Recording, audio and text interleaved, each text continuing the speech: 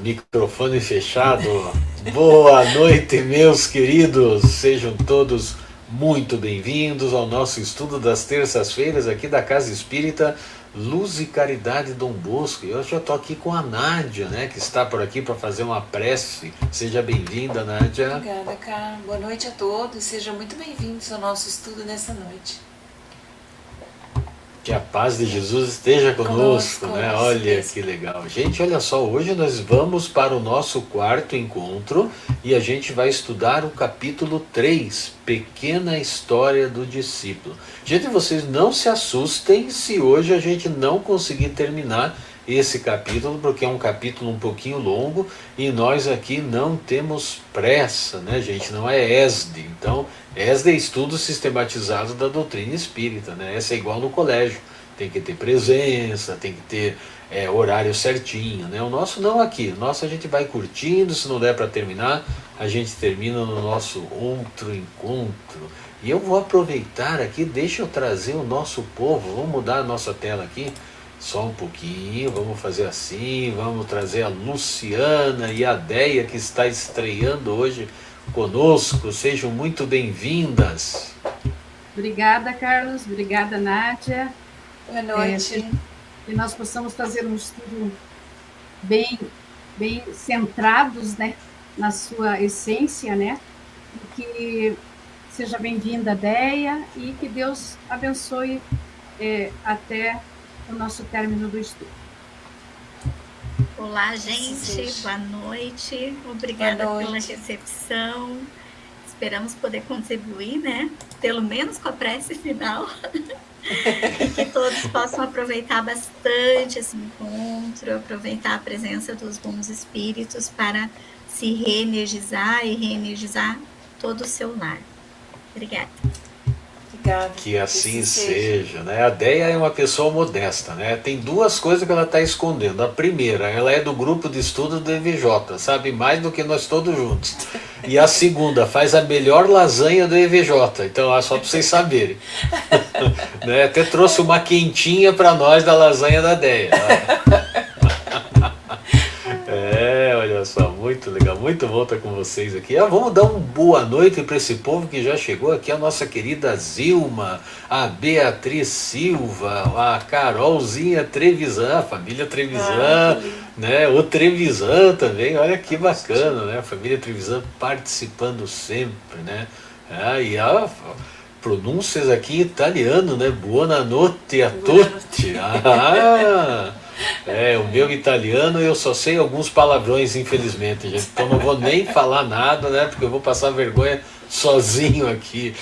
O nosso querido Magelo lá do Dom Bosco, a Luciana que está com a gente, deu um oizinho também. Importante, né, gente? Dá um oizinho, às vezes diz a cidade também que você tá, pra gente saber, né? A Beatriz é lá de Fazenda Rio Grande, se eu não me engano, né? Filha do nosso querido Edson Silva, muito bacana. E a Ivone acabou de chegar. A Ivone é lá do Leocádio, Ana Luzia Souza, nossa querida Nalu lá de Contenda, do Centro Espírita Caminhando com Cristo, né? Gente, sejam todos muito bem-vindos. Então, meus queridos, vamos fazer a nossa prece inicial. Já comentei, né, antecipadamente. Bom, depois eu comento mais um pouquinho como é que vai ser o nosso estudo de hoje. Então vamos para a nossa prece inicial, hoje com a Nádia, porque a Lu está de especialista e a Deia vai fazer a prece final. Acertei, gente? Acertou. Viu que eu tô ficando bom, eu nem precisei de colinha hoje. Então vamos virar o nosso slide aqui, é com você, Nádia. Então vamos lá, vamos orar, serenando os nossos corações, pedindo a Deus e a Jesus que nos abençoe a todos e que possamos estar receptivos aos ensinamentos de hoje, às lições e reflexões tão importantes para a nossa evolução, para o nosso aprendizado. E que nossa ambiência possa estar em paz, em harmonia, e que os mentores amigos responsáveis também por essa tarefa possam inspirar, intuir o Carlos, nosso facilitador, para que ele conduza com muita dedicação e carinho as lições e os ensinamentos de hoje. E que protejam também as nossas amigas de bancada, que farão também as suas considerações no decorrer do estudo. Pai de amor e bondade, protege-nos e ampara-nos, e com a tua permissão, damos por iniciada então a tarefa, a atividade da noite de hoje. Que assim seja. Que assim seja. Fez pressa do meu lado, ganha beijinho aqui. Aí, viu só? Gente, seguinte, a Rosélia acabou de chegar, Rosélia lá de Valinhos. Seja bem-vinda, Rosélia. Ah, que bacana, a turma está chegandinho aos pouquinhos. E, gente, olha só, por uma questão de didática, deixa eu ajeitando as minhas telas enquanto eu vou falando. Então, por uma questão de didática, eu dividi o nosso estudo hoje em 7 fases, para ficar mais fácil o entendimento. Mas assim, a Luciana, a Déia, a Nádia também podem interromper no momento que quiser para a gente ir conversando sobre isso, né? Só ressaltando então que se ficar alguma fase para trás, né, que a gente estoure o nosso tempo e não consiga terminar, a gente daí faz no próximo encontro a finalização, né, do nosso estudo. Combinado, gente? Vamos lá então? Então vamos lá. Então essa história, ela nos é contada por Humberto de Campos, no livro, que eu esqueci o nome, que estava lá no começo e eu já passei, deixa eu só pegar aqui direitinho. É o livro Luz Acima, no capítulo 3, gente. Olha que interessante, né? Então, nós estamos naquela primeira fase, né, que é o início da caminhada de Jesus, e a história de hoje está baseada neste capítulo. Então, dentro dessas 7 fases, a gente vai iniciando então com a fase 1, que eu, por minha própria conta, intitulei como A Procura.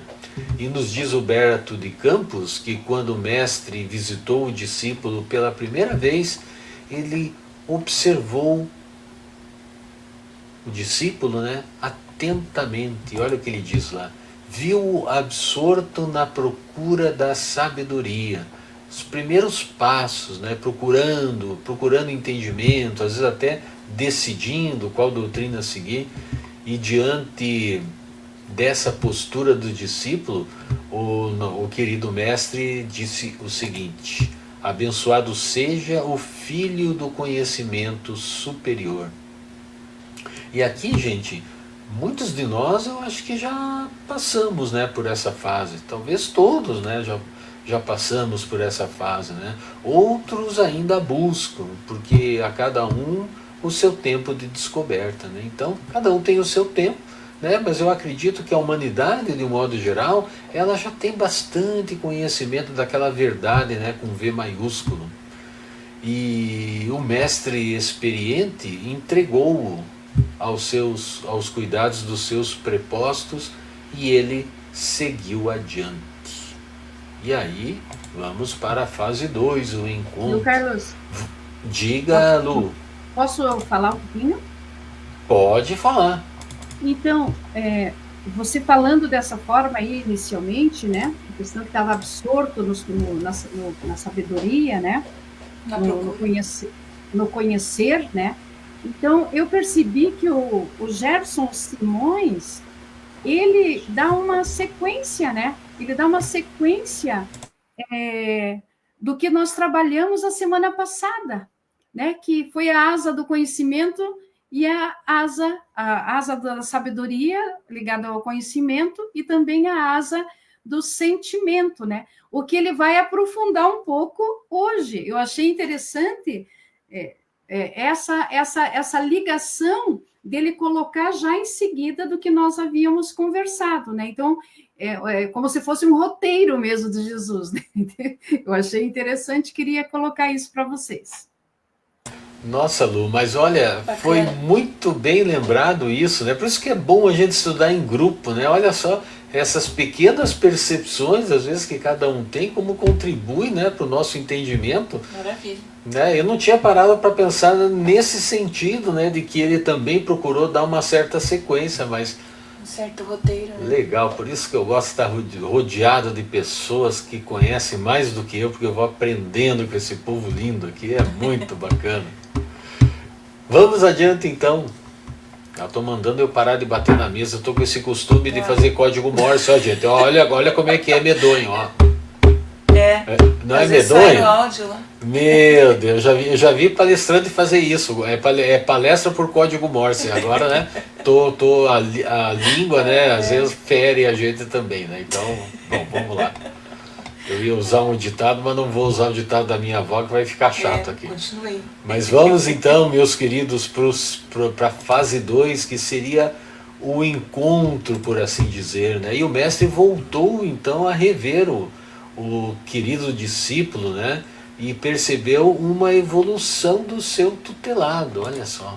Surpreendeu-o inflamado de entusiasmo pelo maravilhoso. E mais, gente, sentia-se dominado pelas claridades da revelação, propondo-se estendê-las por todos os recantos da terra.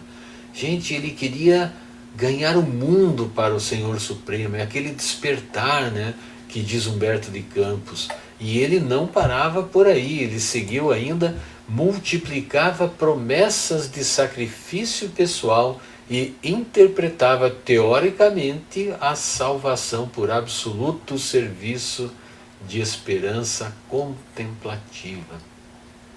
É a descoberta, né, gente, das verdades de Jesus, né? Elas trazem uma espécie de ânimo, né? Quando a gente começa a descobrir, a perceber a doutrina espírita, esse despertar através da doutrina espírita é muito forte, né? O pessoal se entusiasma, fica contente, é muito bacana, né? Porque a gente começa a entender certas passagens, em especial de Jesus, que a gente tem dificuldade de entender, né? Quando a gente vem de outras religiões, né? Então, se alguém passou por essa fase, aqui no chat também pode comentar, né, gente? Se lembra dessa fase do despertar, né? Que a gente fica muito animado com tudo isso. E o mestre dessa vez afagou-lhe a fronte e ele lhe disse: louvado seja o apóstolo do ideal. Gente, o que nos chama a atenção nessa segunda frase, chamou a minha atenção, é essa interpretação teoricamente, interpretava teoricamente a salvação, citando literalmente, né? Olha que interessante, né? Às vezes a gente fica pensando, será que nós ainda não estamos nessa fase do teoricamente, né? Ainda sem colocar em prática, né? Será que a gente já passou por essa fase? Então vale a pena a gente pensar nisso. Se vocês quiserem comentar também, a gente pode comentar. E a Wanda lá acabou de chegar, deu boa noite dela, seja muito bem-vinda, Wanda. E mais uma vez, diante dessa evolução do discípulo, seguiu adiante confiante em seus dedicados mensageiros, porque o discípulo estava descobrindo-se. E aí a gente vai para a fase 3, os novos propósitos. Aí regressou o mestre em outra ocasião e observou e registrou-lhe nova mudança. Guiava seu aprendiz pelos propósitos combativos. Olha só, gente, propósitos combativos, né? Sabe aquela fase do evangelho na seringa, né? Emmanuel comenta isso, acho que eu já trouxe essa informação aqui, porque eu acho até engraçada a forma que o Emmanuel faz, que ele diz que não dá para colocar o evangelho numa seringa e injetar na pessoa, né?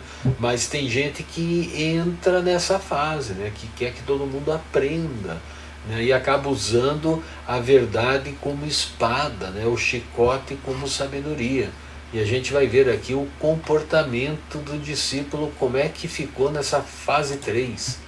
Através do conhecimento e do ideal que adquirira, presumia-se na posse da realidade universal e movia a guerra sem sangue a todos os semelhantes que lhe não pisassem o degrau evolutivo, né? Aqueles que apontam com o dedo, né? Você está no caminho errado e coisas desse tipo, né? E nessa... Oi, Lu? Aqui eu imaginei, sabe o que, Carlos? Sabe aquela massa, aquela grande massa que ouve, que escuta, que acredita fielmente na proposta teórica, né? Mais teórica do que na prática, né? Do que ele fala, né? E hoje em dia a gente percebe, né? Que existem ainda pessoas muito parecidas com o discípulo, né? Aprendiz aí, né? Nós estamos, né, numa caminhada, né, o mundo de provas e expiações, ele é assim, generalista, por assim dizer, é geral, né? Só que assim, a humanidade ela está em patamares diferentes dentro desse âmbito, né, de provas e expiações. Então a gente tem alguns que já chegaram mais perto, né, no sentido de aprender, né, ou talvez até pôr em prática os ensinamentos de Jesus, e outros que ainda estão ali, ainda decidindo, né, será que eu sigo Jesus, será que eu não sigo, né, e daí vai descobrindo e vai se construindo, né. Então é bacana, né, eu achei assim um espetáculo essa crônica do Humberto de Campos, porque a gente se sente assim, meio que em algumas dessas fases, né? Né? Sem muita vaidade, na verdade. Né? Quer comentar, Dé? Isso. Aproveitando que você está quase na metade aí, né? Das fases que ele cita ali. E aí, só para contribuir com o que você falou, acho que corrobora o que eu refleti. Que quando Humberto de Campos nos apresenta, né, essa história, na verdade ele está simbolicamente representando não uma existência, né, mas a vida, né, do espírito. Se nós formos analisar, tem pessoas que ficam somente numa fase, numa existência inteira, né? E outras já conseguem dar um passo adiante, e cada espírito tem o seu tempo. Então tem 2 tempos ali que a gente pode refletir. O tempo do texto, que na verdade pode estar representando a vida inteira dos espíritos, né? Só para esclarecer, para quem está começando a conhecer a doutrina espírita agora, a gente diz, né? A gente aprende na doutrina que a vida do espírito é uma só. Né? Nós temos várias existências que são as nossas reencarnações. Então, esse não é um trabalho para uma só existência, uma só reencarnação, né? Mas para toda a vida espiritual. Se a gente lembrar lá, né, o Livro dos Espíritos, eles questionam, Kardec questiona sobre se a gente, porque vejam bem, no final do texto a gente vai ver que ele vai estar ao lado de Jesus, né? Jesus permanece ao lado dele. E para isso ele precisa conhecer as leis divinas tanto quanto Jesus. Não sei se vocês concordam comigo.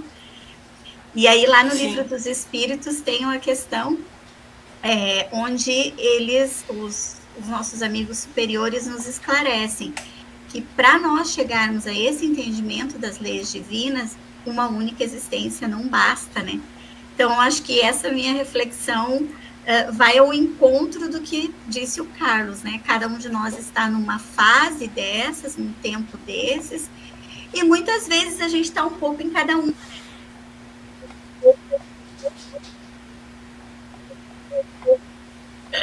Ô, Ideia, só um pouquinho que falhou o teu áudio, Ideia, volta só um pouquinho. Você disse que a gente está em algumas dessas fases, isso só que...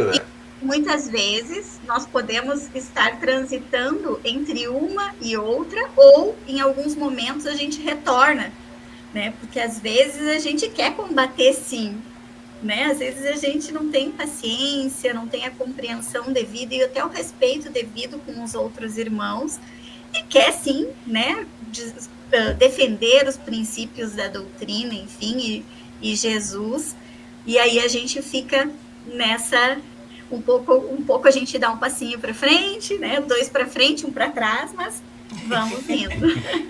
É isso. Não, mas é interessante, né, a gente pensar a respeito disso, né, porque quando a gente descobre, né, a gente quer que os outros descubram também, né. Mas eu confesso assim, Dé, que você me estragou um pouco o resto da minha noite hoje, porque eu achei que eu ia alcançar todas essas fases numa vida só. Eu estava já animado, eu falei, nossa, eu acho que eu já estou um pouquinho para frente, mas não cheguei bem lá.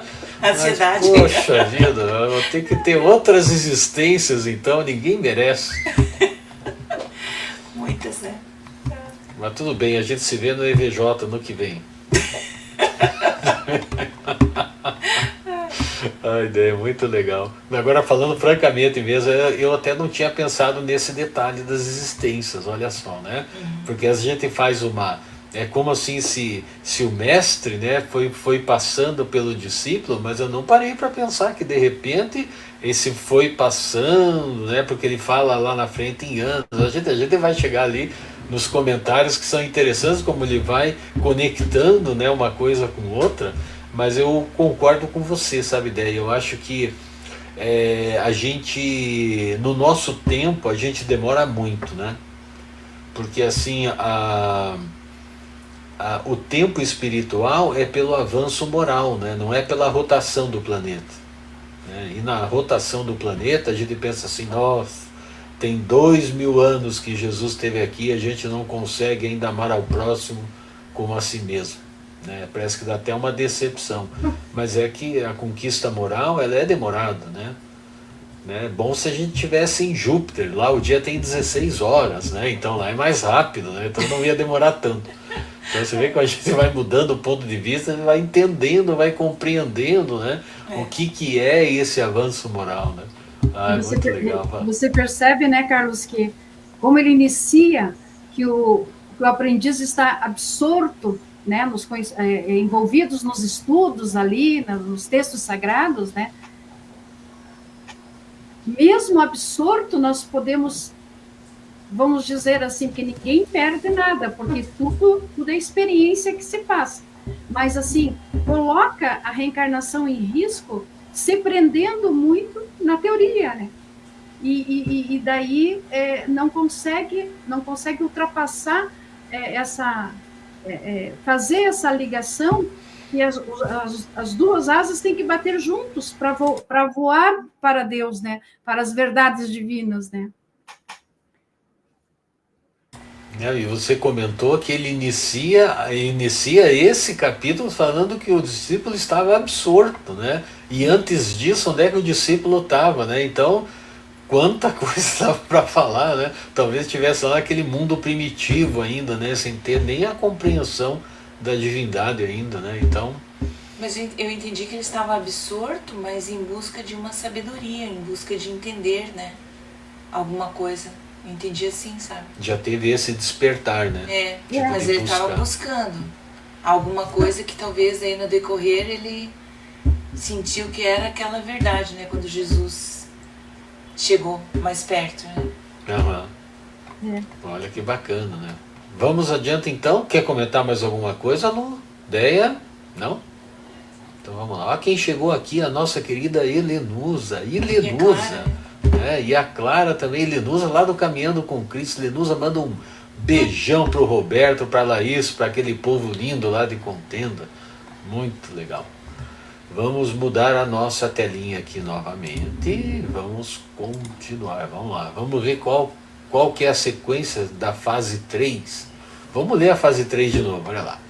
Através do conhecimento e do ideal que adquirira, presumia-se na posse da realidade universal e movia guerras sem sangue, né, aquelas batalhas, aquelas discussões, né, a todos os semelhantes que não pisassem o seu degrau evolutivo.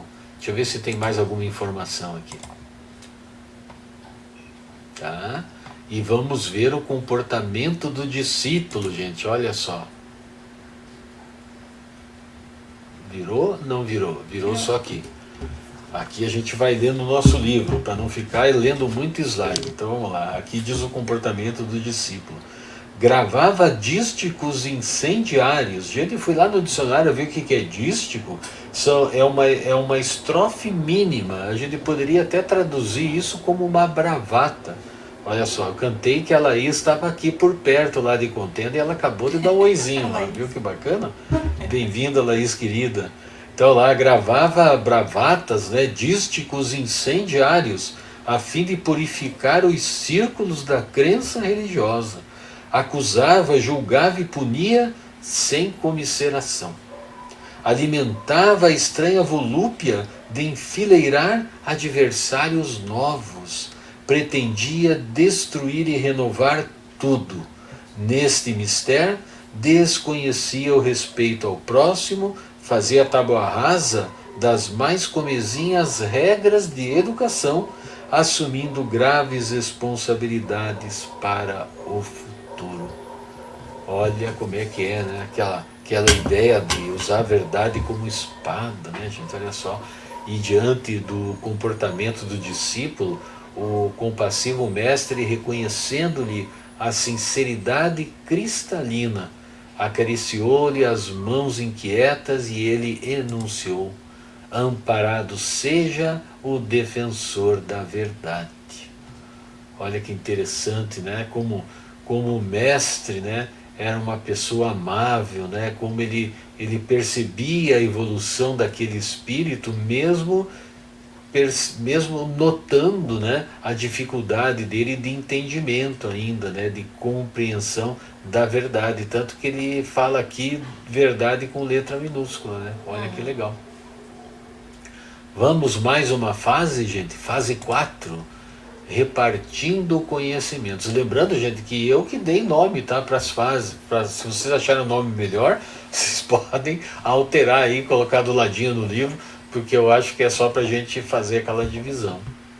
E segundo Humberto de Campos, tornando ao círculo do seguidor em época diferente. Olha como a Déia falou, reparou-lhe a posição diversa. Dera-se o discípulo a sistemática pregação dos princípios edificantes que adorara, condicionando-os aos seus pontos de vista. Olha só. E o mestre então percebia, escrevia páginas o discípulo veementes e fazia discursos comovedores. E mais, projetava nos ouvintes a vibração de sua fé. E também era condutor das massas, herói do verbo primoroso falado e escrito. Alguns, né, entre os vivos já chegaram nesse ponto, né, gente? Muitos já chegaram aí. E dessa feita, o instrutor sublime o abraçou e disse: iluminado seja o ministro da palavra celestial. E ele ganhou rumos outros, né, colocando-os sob a inspiração de valorosos emissários, né? A gente percebe aqui que sempre tem alguém ao redor do discípulo, né? E isso vale para todos nós, né, gente? Sempre tem alguém ao nosso redor, nem que seja o nosso próprio mentor espiritual, né? Ou como os católicos dizem, né, o anjo de guarda, né? Pelo menos ele está sempre ao nosso lado, né, nos intuindo, procurando nos conduzir, né, pelo caminho do bem. E o discípulo seguiu para uma nova fase, a fase 5, testemunho. Então conta-nos Humberto de Campos que escoaram-se longos anos até que o magnânimo retornou e anotou-lhe a transformação. O aprendiz exibia feridas na alma. Refletia então o candidato à iluminação que a conquista do mundo não era tão fácil. Embora sincero, fora defrontado pela falsidade alheia. Desejoso de praticar o bem, era incessantemente visado pelo mal. Via-se rodeado de espinhos, suportava calúnias e sarcasmo. E a dor continuava. Alvejado pelo ridículo entre os que mais amava, trazia o espírito crivado de dúvidas e receios perniciosos. Seria esse, né, gente, o caminho da verdade com V maiúsculo, diante de todas essas dificuldades, maledicências, dissensões. As paragens divinas não deveriam ser doces e luminosas? Eu acho que muita gente se pergunta, né, quando se defronta com isso. Emmanuel uma vez comentou num dos seus livros, mais ou menos assim. Ele disse assim: quanto mais você se aprofunda, quanto mais você conhece da verdade, mais sozinho você fica. Talvez ele se referia a esse ponto, né, onde a pessoa vai caminhando, vai se melhorando, e aqueles que vão ficando para trás vão ficando enciumados, vão ficando odiosos, vão ficando invejosos, né? A ponto de querer pegar a cordinha e puxar para baixo, né, gente? Que é o que o caluniador faz, né? O caluniador, o maldicente, diz Joana de Ângeles, que ele é uma pessoa Suicida, né? não estou tentando lembrar que a definição que ela diz assim, ela tem complexo de inferioridade pela falta de superioridade. Então lá o cidadão vê alguém lá fazendo uma palestra, por exemplo, uma palestra bacana, e ela fica procurando defeito, né? Ela ou ele, né? Maldizente, fica procurando defeito, porque ele não consegue fazer igual e ele tenta rebaixar aquela pessoa. Então é um complexo de inferioridade pela falta de superioridade. E não parou por aí, gente. Olha o que mais aconteceu com o discípulo. Era incompreendido nas melhores intenções. Quem já não foi incompreendido, né, gente, nas melhores intenções? Nossa. Se dava pão, recebia pedradas. Se acendia a luz, provocava perseguição das trevas. Quanta incompreensão quando se quer levar o bem e a razão àqueles que lhe rodeavam. Mas o discípulo, gente, ele não se entregava, olha só. Lia os livros santos à maneira do faminto que procura alimento. Sustentava seus ideais com dificuldade sem conta. Ensinava o caminho superior de coração dilacerado e pés sangrando. Nossa. E aí, gente, a Nádia aqui, ela já está ficando inconsolável e está na fase 5, né? Falta 6 e a 7 ainda. Então... Coração dilacerado. Olha como é que é. E os sábios dos sábios enxugou-lhe o suor copioso, e olha o que ele falou: amado seja o peregrino da experiência. E mais uma vez seguiu estrada fora, confiando a carinhosos benfeitores. Depois disso, gente, passaram-se tempos e o Salvador voltou a visitá-lo, e agora assinalou uma situação surpreendente, gente. Olha, eu chamei de fase 6, domínio de si mesmo. Percebeu o discípulo chorando para dentro, porque reconhecia que muito mais difícil que a conquista do mundo era o domínio de si mesmo. E o mestre viu mais. Vamos ler aqui na página 23. Olha só o que o mestre viu. Em minutos culminantes do aprendizado, entregara-se também a forças inferiores, embora de pé, sabia de conhecimento pessoal quão amargo sabor impunha o lodo à boca. Cedera bastas vezes às sugestões menos dignas que combatia, aprendera que se era fácil ensinar o bem aos outros, era sempre difícil e doloroso edificá-lo no próprio íntimo. Domínio de si mesmo, né, gente? Olha como é difícil a gente dominar a nós mesmos. Gente, eu sou franco em dizer para vocês, eu ainda sou um aprendiz nessa área. É só pisar numa subpersonalidade do Carlos que vem todo aquele homem primitivo, né? Aparece de novo. A gente pensa que ele está quieto, né? Porque ninguém pisou no calo. Então, assim, gente, não é muito fácil. E o aprendiz sentia na pele aquilo que lecionara com tanto vigor, olha só.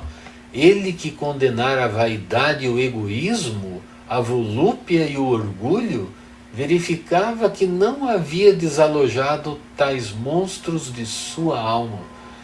E então ele renunciava ao combate com o exterior, a fim de lutar consigo muito mais. Vivia sob a pressão de tempestade renovadora. A luta, meus queridos, era acerba, porque agora era consigo mesmo. Mas O discípulo tinha ciência disso, né? E ele segue lá. Ciente das fraquezas e imperfeições de si mesmo, confiava acima de tudo no Altíssimo, a cuja bondade infinita submetia os torturantes problemas individuais através da prece e da vigilância em lágrimas. Em lágrimas. E o divino amigo, então, enxugou-lhe as lágrimas e exclamou: bendito seja o irmão da dor que santifica. Olha que interessante. Nossa. Gente, comentários ou estão todos atônitos? É uma reflexão, né? Ó, eu vou pôr o rostinho do povo aqui, eu só dei uma olhada como é que tá o povo aqui, ó. Tá todo mundo pensando. É, a gente se sente na caminhada, não é mesmo? É. Vamos mais um pouco? Falta só a fase 7. Será que dá tempo? Deia, quer comentar alguma coisa? O que eu observo, assim, é o quão amoroso Jesus é conosco, né? Porque todas as vezes que ele passou por esse discípulo, ele não só acarinhou, passou a mão na face, o abraçou, chegou a enxugar o suor do discípulo, né? As lágrimas dele. E muitas vezes a gente fica em dúvida, né? Eu tô sozinho, tô só nessa caminhada, principalmente quando a gente está naquela fase que a gente vai levando a chapuletada, né? Como a gente diz no popular, que a gente vai sendo criticado muitas vezes por estar no carnaval, no evento espírita, né? Ou vai na casa espírita em detrimento de uma outra festa, de uma outra festividade, as pessoas começam a nos questionar, né? Mas, virou crente. E aí as minhas filhas falam, mas nós somos um tipo de crente mesmo, né, mãe? E a gente vai sofrendo todas essas questões, mas Jesus está sempre ali e ele sempre nos deixa com alguém. E aí eu lembrei, não sei se vocês vão recordar disso, mas que o Trevisan comentou na semana passada da escala espírita, que Kardec nos traz, né, descreve lá no Livro dos Espíritos a partir do item 100. E aí eu achei tão lindo que ele vai nos deixando aos cuidados dos seus prepostos como se fossem raios de sol, né? Como se Jesus fosse o sol e esses prepostos fossem os raios que estão ali nos abraçando, cuidando de nós todos o tempo inteiro. E por que escala espírita? Porque Leon Denis, vocês me permitem, eu vou ler um trecho bem pequenininho, que ele fala dessa solidariedade que existe entre os espíritos, né? Daqueles que estão um pouquinho mais evoluídos que nós, que ficam, então, a nos cuidar. E aí Leon Denis traz, lá no Grande Enigma, um trecho muito bonito que ele fala assim: nessa penosa e laboriosa evolução que arrasta os seres, há um fato consolador sobre o qual é bom insistir. Em todos os graus de sua ascensão, a alma é atraída, auxiliada, socorrida pelas entidades superiores. Todos os espíritos em marcha são auxiliados por seus irmãos mais adiantados e devem auxiliar, por sua vez, todos os que lhe estão abaixo. E isso é tão lindo, né? Tão bonito, porque sendo auxiliados por irmãos superiores, eles estão fazendo a parte deles, a tarefa deles, nos ajudando amorosamente, e nós, então, temos o dever de auxiliar aqueles que ainda estão nos degrauzinhos mais, não digo inferiores, mas talvez mais recalcitrantes, né? Nas adversidades aí da vida e nesse caminho evolutivo. Então, é tão lindo essa solidariedade, né, da lei divina, e isso me chamou a atenção, então, em todas essas fases, assim, pelas quais o discípulo vai passando. Nossa, essa citação é um show, excelente, né? Bem pertinente mesmo, né? Não, eu sou suspeito, né, para falar de Leon Denis, porque a gente estuda Leon Denis na quinta-feira, né? Muito bom. E olha que esse livro, O Grande Enigma, eu olhei para ele assim, eu falei bem que podia ser o próximo livro, né? A gente estava na ideia de estudar um outro livro, essa ideia já mudou para um segundo, e esses dias eu estava olhando a minha prateleira aqui, tem O Grande Enigma, eu pensei, puxa, eu já usei até em palestra esse livro, né? Olha que legal, mas nunca li inteiro, né? É uma oportunidade da gente estudar. Mas muito bacana, Déia. Olha que bacana a gente pensar a respeito disso. O que a doutrina espírita nos ensina, né, é que aquele que mais sabe é o que mais serve. Olha que interessante a gente pensar nisso, né? Tem gente que acha que está galgando grandes encargos no movimento espírita para ser servido, né? Esquece que Jesus é um rei sem coroa, né? Que ele não veio para ser servido, veio para servir, que é o grande exemplo, né, que Jesus nos dá.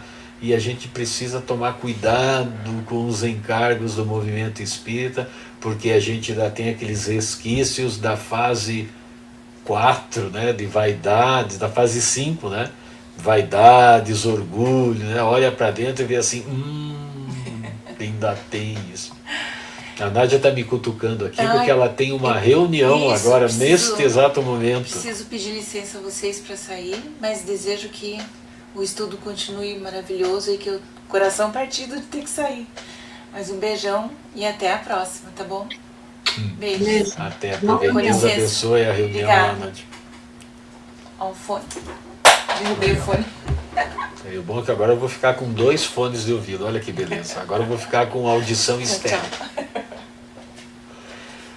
Muito legal, gente. Vamos lá então. Acho que a gente consegue fazer a fase 7. Vamos tentar? Então vamos lá. Deixa eu ajeitar as minhas telas aqui novamente. Então tá, qualquer coisa vocês me chamam aí. Daí, gente, anos se passaram até o regresso do misericordioso. Anos se passaram. E olha só, aí inicia a fase 7, a fase da renovação. Então encontrou agora uma situação diversa. O discípulo renovara-se completamente, gente. Olha só. Ele preferia calar para que os outros se fizessem ouvir. E eu vou ler aqui no nosso, porque essa aqui é uma leitura um pouquinho longa, vale a pena a gente pegar aqui no livro, gente. Ele diz assim: preferia calar para que os outros se fizessem ouvir. Analisava as dificuldades alheias pelos tropeços com que fora defrontado na senda. A compreensão em sua alma era doce e espontânea, sem qualquer tendência à superioridade que humilha. Via irmãos em toda parte e estava disposto a auxiliá-los e socorrê-los, sem preocupação de recompensa. Aos seus olhos, os filhos de outros lares deviam ser tão amados quanto os filhos do teto em que nascera. Entendia os dramas dolorosos dos vizinhos, honrava os velhos e estendia mãos protetoras às crianças e aos jovens. Lia os escritos sagrados, mas enxergava também a eterna sabedoria na abelha operosa, na nuvem distante, no murmúrio do vento. Regozijava-se com a alegria e o bem-estar dos amigos, tanto quanto lhes partilhava os infortúnios. Inveja e ciúme, despeito e cólera não lhe perturbavam o santuário interior. Olha, gente, que diferença, né? Olha essa mudança de fase das 6 para 7, que espetáculo. E tem mais, gente, olha só. Ele não sentia necessidade de perdoar porque amava os semelhantes como Jesus lhe havia ensinado. Orava pelos adversários gratuitos do caminho, convencido de que não eram maus, e sim ignorantes e incapazes. Gente, eu vou dar uma paradinha aqui, eu quero só que vocês falem comigo, porque eu não sei se o meu microfone não desconectou o meu fone. Não, tá tudo bem, estou te ouvindo, Tá? só você não está mostrando as telas tuas. Nós estamos aparecendo nós três. Ah, que maravilha. Então, se me desculpem a vergonha que eu estou passando sozinho, que eu esqueci de apertar este botão aqui. Olha que beleza. Pelo menos eu sei que vocês estão prestando atenção, né? Prestando atenção. Eu não, mas vocês estão. Mas valeu, Lu. Obrigado por avisar. Então vamos lá, gente. Vamos continuar, porque essa fase 7 é muito bacana. Gente, ele socorria os ingratos, lembrando que o fruto verde não pode oferecer o sabor daquele que amadurece a seu tempo. Mas ele também chorava, gente, olha só. Chorava de júbilo a sós, na oração de louvor, reconhecendo a extensão das bênçãos que recebera do céu. Momento de gratidão, né, gente? Falamos dos 3 níveis da gratidão no nosso encontro passado, se não me engano, no nosso encontro passado. Interpretava dores e problemas como recursos de melhoria substancial. As lutas eram para ele degraus de ascensão. E nos diz Humberto de Campos que os perversos, ao seu olhar, eram irmãos infelizes, necessitados de compaixão fraternal. Sua palavra jamais condenava. A obra do discípulo se transformara e o mestre amigo percebeu. Seus pés não caminhavam em vão. Vamos ler mais um pouquinho aqui, gente. Na última página desse estudo aqui, olha só que bacana, ele diz assim: seus ouvidos mantinham-se atentos ao bem, seus olhos enxergavam de mais alto, suas mãos ajudavam sempre. Sintonizava sua mente com a esfera superior. Seu maior desejo agora era conhecer o programa do Mestre e cumpri-lo. Pregava a verdade e a ensinava a quantos procurassem ouvi-lo. Entretanto, experimentava maior prazer em ser útil. Guardava feliz a disposição de servir a todos. Sabia que era imprescindível amparar o fraco para que a fragilidade não o precipitasse no pó, e ajudar ao forte a fim de que a força mal aplicada não o envelhecesse. Ele tinha, meus queridos, a introspecção da lição. Olha que bacana.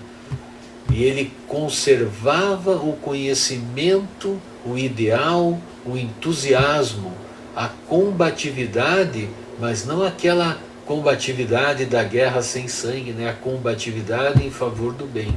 A experiência benfeitora e a oração iluminativa. Todavia, acima de tudo, compreendia a necessidade de refletir a vontade de Deus no serviço ao próximo. Então, gente, as suas palavras revestiam-se de ciência celestial. A humildade não fingida era gloriosa auréola em sua fronte, e por onde passava, agrupavam-se em torno dele os filhos da sombra, buscando em sua alma a luz que amam, quase sempre sem entender.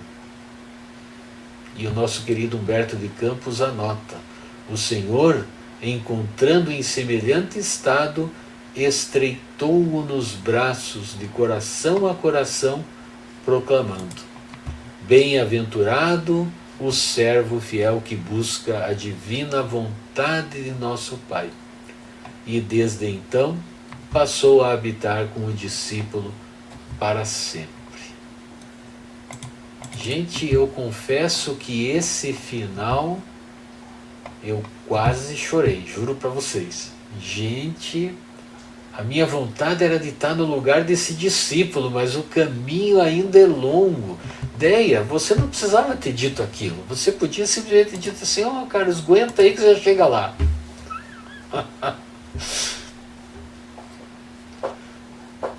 E aí, gente, comentários? Já assim, conseguiram tomar um ar? Então, na verdade, assim, o meu comentário vai passar a ser assim um resumo diante da minha interpretação que eu fiz também, né? E não fica longe de tudo que nós já falamos, né? Então, assim, o que me chamou, o primeiro ponto que eu falei foi a questão do próprio autor, Gerson Simões, fazer essa compilação e dando a sequência já na questão da intelectualidade, da sabedoria, né, da asa da sabedoria, do conhecimento, e também a questão dessa agora, trabalhando a questão dos sentimentos também, da moralidade, né? Então, o outro ponto que me chamou a atenção, que nós já conversamos também, foram as visitas, eu coloquei como visitas de Jesus, né? Em tempos, né? Não se sabe quanto tempo isso demorou, se foi uma encarnação, se foi na mesma encarnação tudo, se foi, né, num processo mais longo, né? Que acredito eu que seja num processo mais longo, né? Não desmerecendo aqueles que conseguem, né? Conseguem evoluir de uma maneira linear, né, e constante. Então, eu percebi... Errando menos, né, Lu? Hã? Aqueles que evoluem mais rápido, eles erram menos que aqueles que erram mais. Exatamente. Por isso que evoluem um pouquinho mais rápido. Não, é aquela coisa, obtêm o conhecimento e praticam, né? A teoria e a prática, né? Que a gente sempre fala, né? Que a gente possa se envolver nos assuntos, nos ensinamentos de Jesus, mas que ao terminar o trabalho, ao terminar o estudo, que a gente possa colocar em prática, e principalmente dentro do lar da gente, né? Que é o ambiente mais próximo para isso, né? Mas assim, ó, aí eu fiquei pensando o seguinte, que a cada etapa que Jesus o visitava, ele respeitava os movimentos do nosso amigo, do discípulo. E, além disso, ele respeitava tanto porque ele percebia que o discípulo estava passando pelas experiências, né? Então, ele estava vivendo a experiência, né? Quer dizer, ele já tinha um certo conhecimento e agora passava a viver aquilo de acordo com como ele interpretava, né, até aquele momento. Porque o que hoje nós pensamos, amanhã a gente já pode ampliar um pouquinho esse pensamento e aumentar, né? E mesmo Jesus percebendo em determinadas etapas, todas, a não ser na última, que ele tinha dúvidas, né? O discípulo tinha dúvidas, teve os seus desvios, né? E entre a teoria e a prática, né? Ele em relação aos estudos que ele fazia, Jesus conseguia ainda perceber o grande esforço e não o criticava em momento nenhum. Pelo contrário, ele incentivava com aquelas frases, né? Que a gente terminou aqui, ó, bem-aventurado, servo fiel, né, que busca a divina vontade do nosso Pai. Então, em toda etapa, ele observava, ele entendia o processo que o discípulo estava passando e incentivava com uma frase, né, valorizando até o ponto que ele se encontrava, né. E o outro ponto também é que Jesus jamais o abandonou, como já foi citado aqui durante o nosso estudo, né? E não abandonou por quê? Porque ele deixava os seus mensageiros benfeitores ali para auxiliá-lo, para ampará-lo, para intuí-lo, né? Naquele processo que ele estava vivendo naquela etapa. E em todas as etapas, né? Jesus fez isso, né? E quando Jesus chega na última etapa, ali na última visita, o que Jesus vê? Um discípulo despojado do orgulho, despojado do seu egoísmo, da sua vaidade. O seu pensar e o seu agir já estava focado, né, nas coisas, no bem-estar de todos, né? Transmitia já a boa nova, com aquela brandura que Jesus tão bem nos ensinou, nos exemplificou, que não é pela força, não é a gente, violentando pensamentos, violentando ideias, né? E pelo exemplo, né? Pelo exemplo. E assim ele se tornou, então, um servo fiel, ele alcançou o objetivo dele. E daí vem a escala que a Déia falou, né? de simples ignorantes, né, do primitivismo, a espíritos puros, né? Então eu me imaginei quando ele fala ali, né, chegando nesse patamar de espíritos puros, na amplitude do trabalho que ele ainda teria para desenvolver junto aos demais que ali se encontravam, que em graus diferentes sempre nos orientam e sempre nos auxiliam, né? E então tudo isso que foi a conclusão que nós chegamos aí no decorrer do trabalho, né? Que trazendo para a nossa realidade, ele retrata cada um de nós, de acordo com o nosso patamar, com o nosso grau de adiantamento, né? Porque nós já tivemos várias etapas, já tivemos outras existências e fomos passando por diferentes fases também, né? E hoje nos encontramos aqui, né? Sedentos pelo conhecimento, pela sabedoria, né? Buscando compreender o processo para que a gente possa colocar em prática e buscar, através das nossas iniciativas, a nossa melhoria, né? Então, e o que acontece? Jesus nos não abandonou o discípulo e nem nos abandonou hoje. Não abandona nenhum dos seus irmãos, né? Ele é um irmão amoroso, um irmão que entende o processo que nós estamos caminhando e segue não criticando nenhum de nós, segue não fazendo nenhum julgamento, né? Ele segue oferecendo-nos os mensageiros, né? Porque ele não nos abandona, os mensageiros seguem junto conosco, nos intuindo, nos auxiliando, nos orientando, e chegará um tempo que, se já despertamos, estamos no caminho do trabalho, do esforço individual, né? Para nós galgarmos, né? Assim como o discípulo fez, né? Entre lágrimas, entre sofrimentos, entre a proposta era uma, mas a interpretação dos outros era diferente, ou ele que estava interpretando diferente e queria impor a sua verdade. Então, isso acontece conosco direto, em todos os pontos, né, da nossa... É a verdade do nosso ponto de vista, né? Exatamente. Por quê? Você sabe que eu lembrei, Lu, deixa eu só fazer um parênteses que eu não quero esquecer essa informação. Vocês devem lembrar daquele poema, né, Pegadas da Areia. Né? Se vocês não lembrarem, eu vou ver se eu encontro, coloco o link e ponho lá no nosso grupo, né, que fala dessa caminhada, onde a gente às vezes até se sente sozinho, né? É muito bonito aquele poema lá. Eu não sei se é o mesmo poema, mas eu acho que Jesus carrega a gente no colo, né? É esse? Isso. Pois é, eu tenho um amigo meu que fala: que moleza é essa, carregar no colo? Não carrega, não. Ele bota a gente do lado dele ali para caminhar. Achei interessante isso. Não, e Lu, olha só, dentro desse contexto aqui, eu vou colocar o comentário do Trevisan para você ler aqui, porque eu já estava achando que eu tinha passado da fase 1, mas olha a situação do Trevisan aqui, ó. Eu não cheguei na fase 1 ainda. Esse tema nos orienta que, em primeiro lugar, devemos buscar os ensinamentos propostos por Jesus.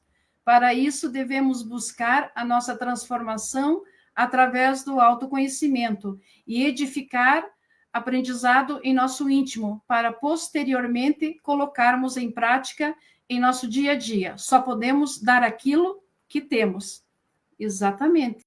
Eu penso o seguinte, que essas etapas foram do início ao fim, não só naquela em que ele passa a fazer a reforma íntima, mas de início ao fim, no seu autoconhecimento.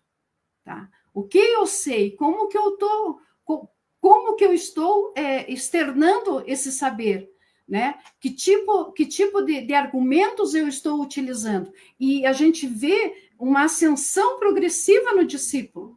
Então, todos nós também estamos nesse processo, né? Acredito que o Trevisan já está na última fase, eu acho. Não conheço pessoalmente, mas acho assim que a autoanálise, porque quando nós começamos a fazer a autoanálise, é brutal. É brutal, porque vencer as nossas imperfeições, vencer as nossas mazelas morais, é uma situação assim que, mas o seguinte, faça o bem, viva o bem, que está tudo certo. Mas vai tentar fazer o bem, vai tentar falar uma palavra para o teu próximo que não está ainda apto a nos ouvir nessa situação. Nós não vamos... Por isso que a gente tem que ajudar, colaborar, auxiliar, não esperando nada em troca, porque senão a gente desanima no processo, né? Desanima, né? Quantos de nós hoje não foram convidadas para sair hoje à noite para jantar fora e falou, mas você todo dia tem alguma coisa para fazer, né? Então você veja, acabei, não faz nem 2 horas que eu passei por uma situação em que algo tem que prevalecer quando a gente deseja realmente se transformar, né? Buscar o conhecimento, né? Aí, como ele diz assim, busca se amenizar a situação, deixamos para amanhã à tarde, então, que daí eu estou livre. Então, assim, são coisas que a gente passa, que são exemplos bem simples, mas o importante é o seguinte, se nós chegamos até aqui, é porque nós precisamos valorizar o tempo. E quando eu pensei nessa coisa do valorizar o tempo, eu pensei numa leitura que eu fiz hoje de manhã, que o Caminheiros do Bem postou, que eu vou ler para vocês. Se você aproveitar o tempo a fim de melhorar-se, que era o que o discípulo estava fazendo, certo? O tempo aproveitará você para realizar maravilhas. Essa frase é de André Luiz. Então, eu penso assim que faz um fechamento gostoso, porque faz com que a gente se sinta já um pouco mais perto do abraço de Jesus, nos aguardando, né, nessa esfera, né, nessa esfera celeste, né, que todos, independente dos atropelos que a gente tenha, a gente chegará. E isso é o que a doutrina espírita nos traz de conforto e de vontade de persistir fazendo bem, né? Não, e olha que interessante, né? A Carolzinha, ela faz um comentário aqui que tem muito a ver também com o tempo, né? Olha só. Ela diz ali, quando li esse capítulo, fiquei muito tocada pela trajetória do discípulo, principalmente quando ele percebe nele mesmo tudo aquilo que em determinado momento ele critica nos outros. Fazer as pazes com isso e ter piedade com os outros e consigo mesmo é tão importante para o processo de trabalhar no bem. Olha que legal. Eu falei para vocês que a família Trevisan tinha bala na agulha, como se diz no interior. Viu só? Essa Carol é um show de menina. Olha, Carol mandou um bilhetinho para mim e para a Nádia que, olha, a gente guardou no coração. Obrigado, Carolzinho, pelo bilhetinho lá no nosso envelope do EVJ. Muito legal. Gente, olha, é muito bacana. Olha, nós estamos aqui com 15 minutos avançado no tempo já, mas olha que dava vontade de estender, né, o nosso estudo um pouquinho mais, né? Porque olha quanta informação hoje a gente teve para a gente refletir, né, Deia? Quer bastante, comentar alguma coisa? Né? Não, bastante excelentes comentários da Luciana, assim, traz realmente muito conteúdo para nossa reflexão e pensar, assim, né, que quando nós dermos aquela resvalada, que ainda vamos dar, né, e adentrarmos numa dessas fases que a gente ainda, né, pelo menos nós já temos a consciência de que já não são tão boas, né, a gente possa fazer isso que a Carol falou, né, nos desculparmos e lembrarmos, sabe quem que eu lembrei? De Paulo de Tarso, né, quando a Lu falava dessa questão do avaliar, porque muitas vezes a gente já sabe, a gente já tem consciência do quanto a gente é orgulhoso, invejoso, pouco humilde, enfim, do quanto a gente ainda precisa melhorar, né? Esse processo de autoconhecimento já nos levou a admitirmos vários vícios, né? E aí a gente lembra de Paulo de Tarso, né, lá em Romanos capítulo 7, versículo 19, onde ele fala aquela famosa expressão, né? Porque não faço o bem que quero, mas o mal que não quero, esse eu faço. Né? Então, lembrarmos que ele também teve esse conflito interno, né? E nesse momento a gente lembrar do que foi Paulo de Tarso na história do cristianismo, né?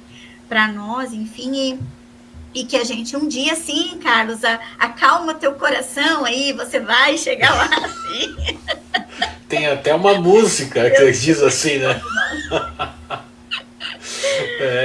Mas olha, você sabe que eu lembrei do Paulo de Tarso também, quando ele diz, não sou mais eu que vivo nele, mas é ele que vive em mim. Gente do céu, quando eu conseguir dizer essa mesma coisa, eu acho que eu vou ser um Cristo já. Eu me lembro do Haroldo Dutra falando, né, que nós precisamos parar de ser mensageiros e sermos a mensagem, né? Olha só.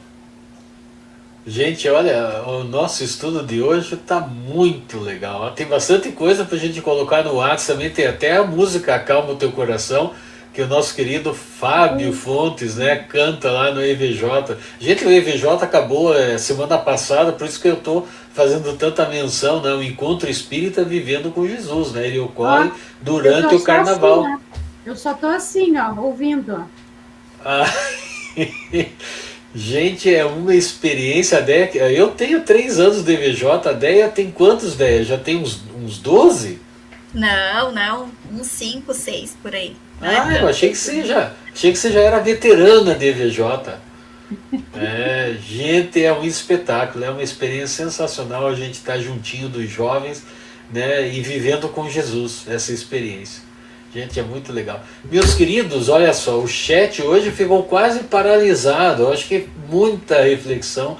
Então, olha só, nós estamos bastante adiantados na hora, então se tiver alguma reflexão a mais, a gente pode até conversar lá no nosso grupo de WhatsApp. Combinado, gente? Infelizmente, eu acho que nós temos que partir para a prece final. Olha só. Fico até triste. Deia, minha querida, é com você então. Tá bom, muito obrigada. Então, nesse momento, nós vamos agradecer